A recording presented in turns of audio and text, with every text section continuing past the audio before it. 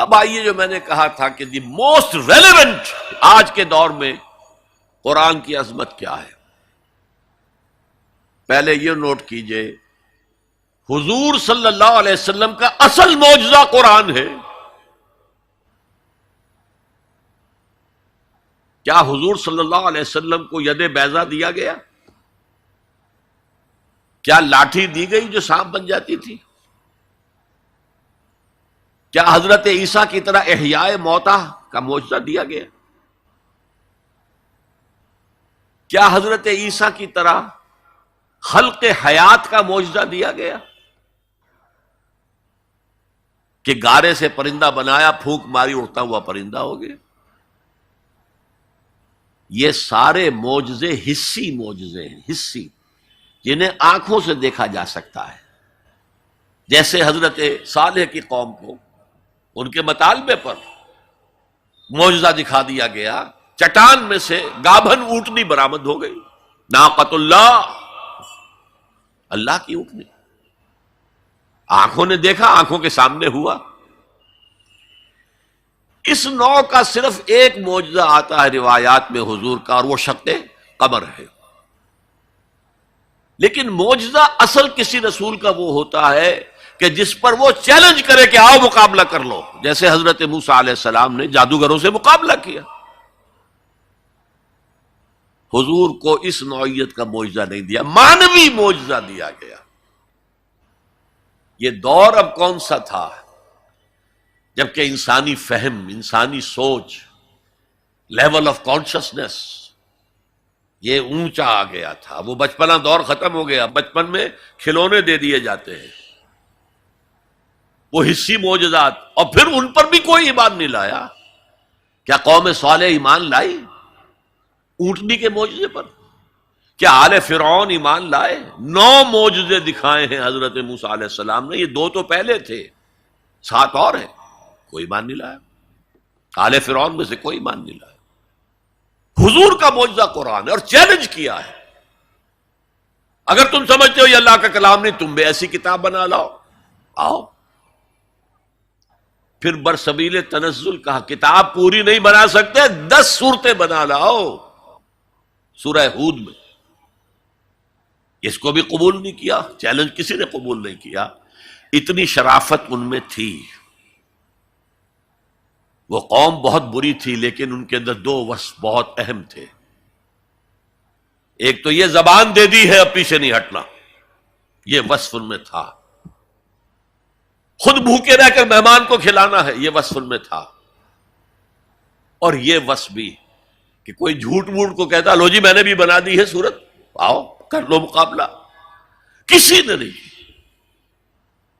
اور برسبیل تنزل یہاں تک گئے، اچھا ایک سورت بنا لاؤ. اور ایک سورت تو سورت العصر کے مانند بھی ہو سکتی ہے، 3 آیتوں کی. سورہ کوثر کے مانند ہو سکتی ہے، 3 آیتوں پر مشتمل. سورت النصر ہو سکتی ہے، 3 آیتوں پر مشتمل.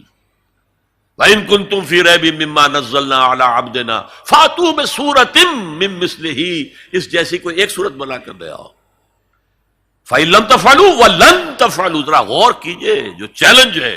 اور اگر تم ایسا نہیں کر سکو اور ہرگز نہیں کر سکو گے، فَاتَّقُوا النَّارَ الَّتِي وَقُودُهَا النَّاسُ وَالْحِجَارَةُ، تو ڈرو اس آگ سے جس کا ایندھن بنیں گے انسان اور پتھر. یہ معجزہ کس اعتبار سے ہے قرآن؟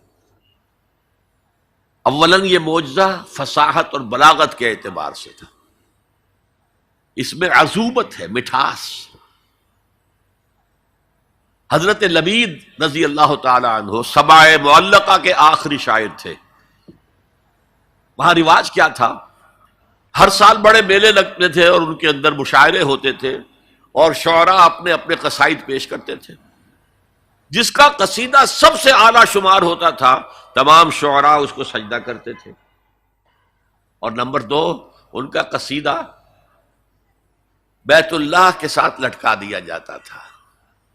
ہی از دی پوئٹ آف دی ایئر، یہ ہمارا اس سال کا شاعر یہ ہے.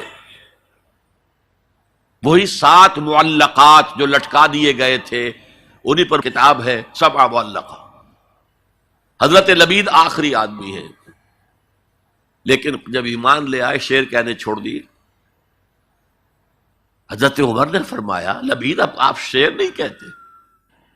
جواب کیا تھا؟ اب بعد القرآن، کیا قرآن کے بعد بھی کسی کے لیے یہ موقع ہے کہ وہ کچھ کہے؟ سبائے معلقہ کا شاعر جس کو تمام شعراء سجدہ کر چکے، اب قرآن کے ہوتے ہوئے قرآن کے بعد کوئی کچھ کہے، اس کی مت ماری گئی. پہلی تو یہ بات. لیکن یہ جو معجزہ ہے قرآن کا، اس کا صحیح شعور ہم نہیں کر سکتے. یہ تو جس کی مادری زبان ہے وہی سمجھ سکتے تھے کہ اس کے اندر کیا فصاحت ہے، کیا بلاغت ہے، کیا عذوبت ہے، کیا مٹھاس ہے، کیسا ملکوتی غنا ہے. اس میں موسیقی ہے، اللہ کی موسیقی، ملکوتی غنا. اس کا اندازہ وہی کر سکتے تھے، ہم نہیں کر سکتے. لیکن ہمارے نزدیک جو بات پہلے میں نے کہی تھی، آج کے دور میں یہ سب سے بڑا معجزہ ہے جو انسان کو نظام عدل دیتا ہے. میں بتا چکا ہوں 300 برس سے انسان ٹھوکریں کھا رہا ہے، مشرق سے مغرب، مغرب سے مشرق، پھر مشرق سے مغرب. حضور نے ایک دفعہ زمین پر نقشہ کھینچا سوا السبیل کا، تنکا لے کر ایک سیدھا خط کھینچا، اور ایک خط وہ ہے جو اس کو کاٹ رہا ہے. اس کے بعد پھر آپ نے ایک دائرہ بنایا، سیمی سرکل، وہ جنت ہے. یہ دنیا میں صراط مستقیم یا سواء السبیل ہے، اور درمیان میں جہنم کے اوپر وہ پل صراط ہے. قرآن کے راستے پر چلو گے اس لیے کہ وہ پل صراط جہنم کے اوپر ہے. وَإِن مِّنكُمْ إِلَّا وَارِدُهَا كَانَ عَلَىٰ رَبِّكَ حَتْمًا مَّقْضِيًّا. وہ اس پل صراط سے ہو کر جنت میں پہنچ جائے گا. اور انسانی عقل کے نتیجے میں سوچو گے تو وہ لیفٹ سے شروع ہو کر اس خط کو کاٹتا ہوا وہ رائٹ کی انتہا کو پہنچ جائے گا. معلوم ہوا ہم تو آسمان سے گرے اور کھجور میں اٹک گئے. پھر واپس آئے گا، چونکہ اللہ کی کتاب کو رہنما نہیں بنایا. پھر اس خط مستقیم کو کاٹتا ہوا اب وہ پھر لیفٹ کو پہنچ جائے گا. اس طرح آپ نے لکیریں کھینچی، یہ ٹیڑھے راستے ادھر سے ادھر، ادھر سے ادھر، ادھر سے ادھر ہو کر یہ جہنم میں جاتے ہیں سارے کے سارے. دنیا میں نظام عدل اجتماعی اور آخرت میں جنت تک رسائی، یہ صرف اس سواء السبیل، اس صراط مستقیم سے ہے جو قرآن جس کی نشاندہی کر رہا ہے.